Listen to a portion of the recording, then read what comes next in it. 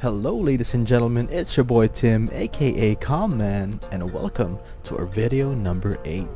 Today's episode, I'll be doing a commentary video for matches against the notorious Jumping Poison Squad. I'll be providing you the play-by-play thoughts of what was I thinking when playing against them.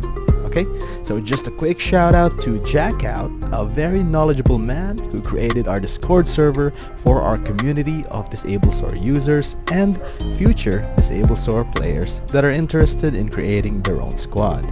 So if you'd like to join our family and help disable every Terminator out there, the Discord link is in the description below. Thanks Jackout, enjoy. Alright, we are up against the classic double reptile plant Jumping Poison. Okay. Let me just push through here and okay. So as the round 1 begins, when dealing with these sort of the axie teams, I noticed that 80 to 90% of the time they choose to pass round 1 until 2, or just move their plant to steal or gain energy, or even do a preemptive poison using their yam if they think that their enemy would decide to instantly burst their plant, right? But that's not our play style.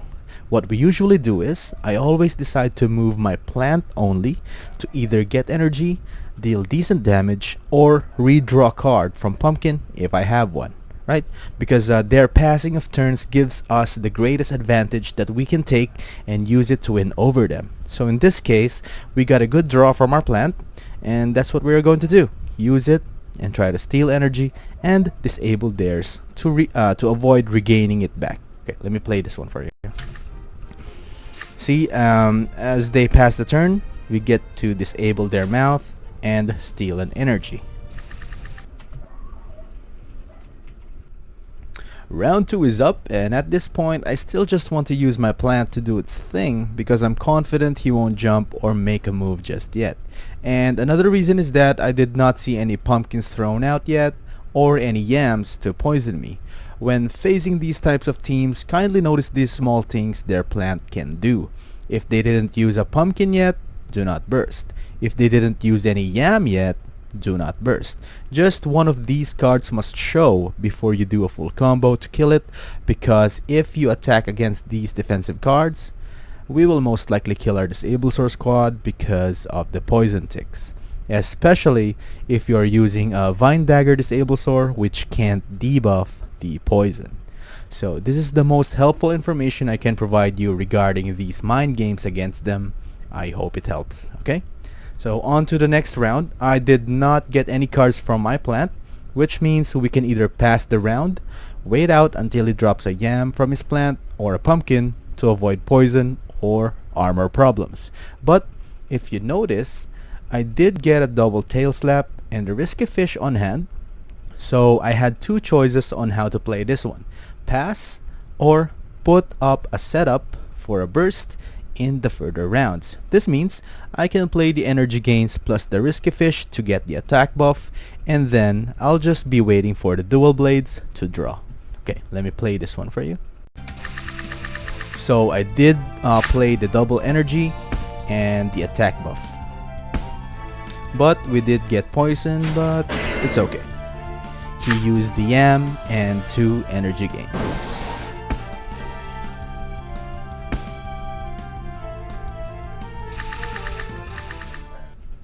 Okay, as round 3 starts, I got new cards for my plant, which means we are going to use them and do decent damage to his tank, and as well as try to steal energy because we know he has 7 energy. Kindly take note as well, it is important to count energy when facing them because of all the round passing they do, casting of venom spray. It can be confusing because it gets mixed up with the 0 cost energy cards, right? So in my mind, I'm 100% sure to play these plant cards only and wait for our burst cards from our Aqua next round. Okay, I'm gonna play this now. So he casted his pumpkin as well, and we returned with a pumpkin, and we managed to destroy his armor and steal energy.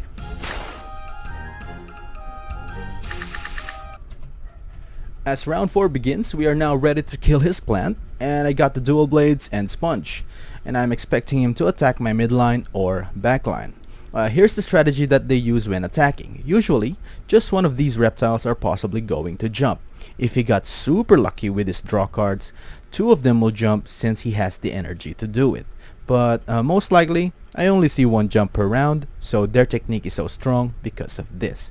After 1 jumps, the other one jumps next round. That's why unexpecting players are so confused by this, like what's going on? Plus all the poison ticks to their axes makes it more confusing and mind-racking to handle, right?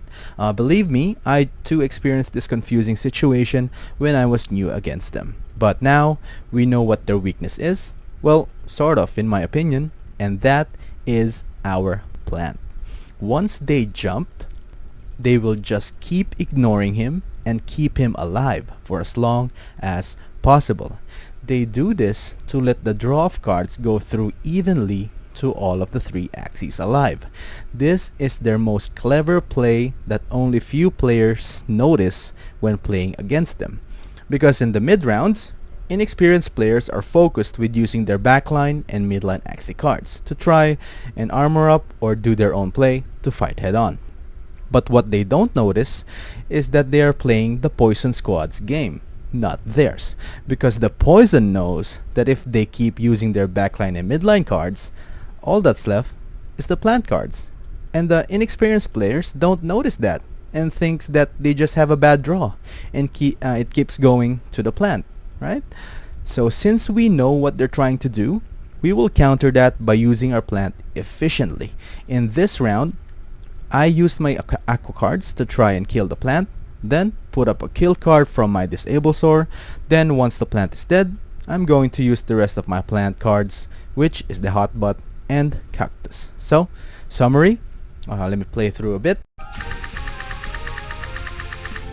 Okay, so summary, we got a good tanky Aqua with armor, decent armor from kill card Disablesaur.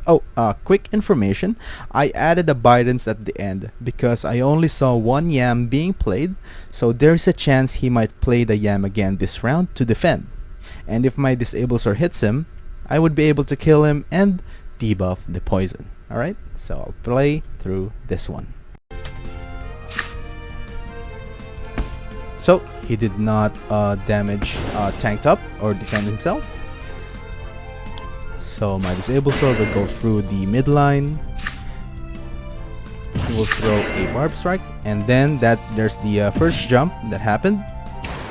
It's going to my Aqua, which is successfully defended. And then there's the plant disabling his mouth and his.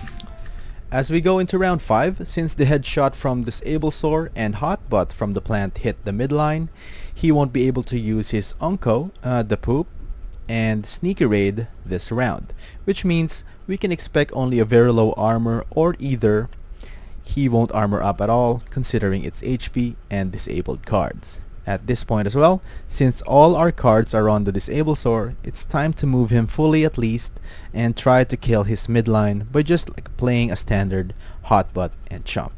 And since our Aqua is stunned at this point, he is left for dead, and we can consider this as a 2v1 situation already. Okay, let me play this one for you. So okay, we used the Hotbutt and the Chomp. And he did armor up, but using 0 cards, which will able to kill him as well. And he threw a Venom Spray. Oh, and the backline tried to attack using the Chomp and the Barb Strike and poison our plant. Round 6, I noticed both of my front axes are super low, and if I try to burst him now with my Disablesaur cards, I won't be able to kill him, and the 1v1 would be difficult if I only have 3 cards to fight with for next round. So, what I was thinking is, since he has the possibility to jump my Aqua or eliminate my plant, whichever he chooses, it is alright with me. So my choice of moves would be, is either I pass the turn or just preemptively disable one of his parts. I'm choosing to disable. I would choose the Hotbutt to disable his Chomp next round. By doing this, I am able to wait for a new rotation of cards for my Disablesaur hopefully, and lead the 1v1 to a greater advantage for us. Okay, I'm gonna play this one for you. Okay, so I played the hotbutt, and he went for the smart shot that killed my Aqua. Okay, as round 7 turns, we didn't get the expected card draw from our Disablesaur. We are only left with 3 cards to use. This was a tough position if we use these cards now and fight him 1v1 as my plant dies from poison. At this point, I noticed I drew 2 October Treats which we did not want. But then I realized it wasn't what we want, but it was what we needed to win. For those of you who doesn't know, if you cast your October Treat and you died without breaking the October Treat's armor, the draw card will still be active, which means I'll play the 2 October Treats and use the rest of my cards on my Disablesaur to kill my plant from poison. Then the October Treat will draw 2 more cards for my Disablesaur next round, giving me exactly 5 cards for next round, 3 cards from the normal draw, plus 2 cards from the October Treat. Okay, so let me just show you here. Okay, playing the 3 cards now. Ticking down the poison to my plant. Watch as he kills my plant and will draw 2 cards plus 3. Alright. I hope these small details can help you improve your gameplay. I'm truly happy that most of the people who ask about the information about Disablesaurs are well informed by my experience. I'll keep posting these sort of guides for you in the future and spread the knowledge throughout the whole Axie community. Cheers, boys. I'll let you see the end of it. Thanks for watching.